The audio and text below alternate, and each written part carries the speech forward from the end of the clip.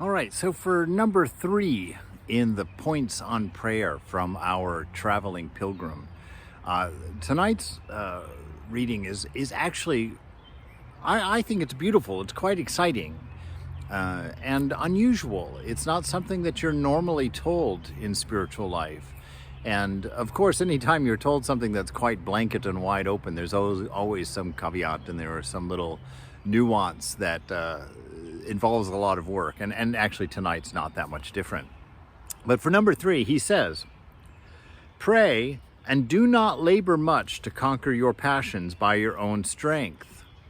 All right, so he's saying do this constant prayer of the Lord's name, or this constant awareness of the presence of the divine.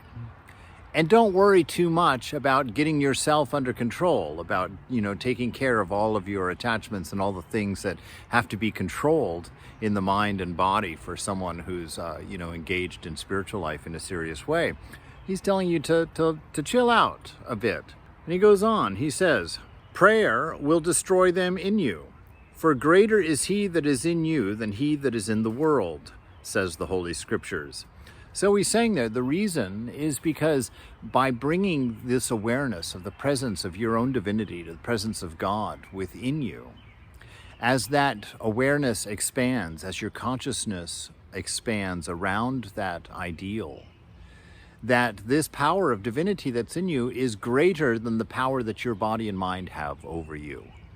That there's a greater strength in this identity because it's your true identity. It's what you really are. You are that image of the beloved manifested. You are God manifested in the world.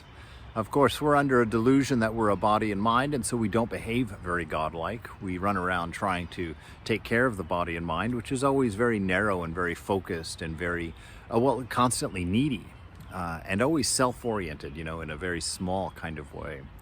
But he's saying that this prayer, this chanting of the Lord's name, this saying of the Jesus prayer, or repeating of your mantra, or any of the names of God, will expand your consciousness automatically.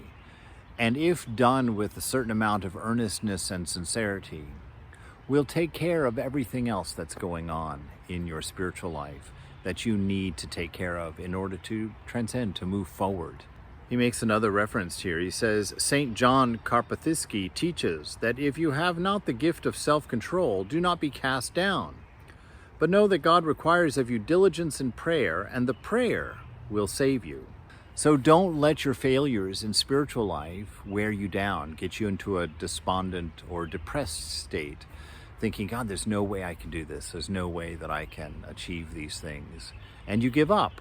And pretty, if you let yourself get into that state of feeling bad about yourself, feeling guilty, feeling shameful, feeling in a negative way about yourself, that eventually you'll give up. Who wants to hang out in any kind of life that makes you feel small and ashamed and weak and broken?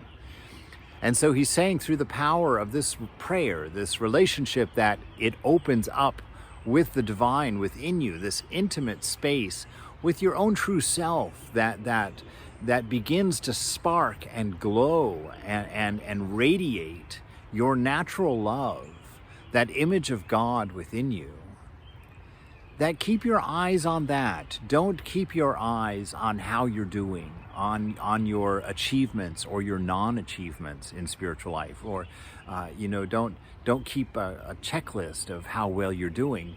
Keep your eyes on the love of God. Keep your eyes on the presence of God. Keep your mind circling around this holy name, this holy word, this remembrance of this wonderful nature that is our very own.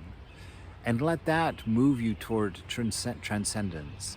Let that move you forward in spiritual life.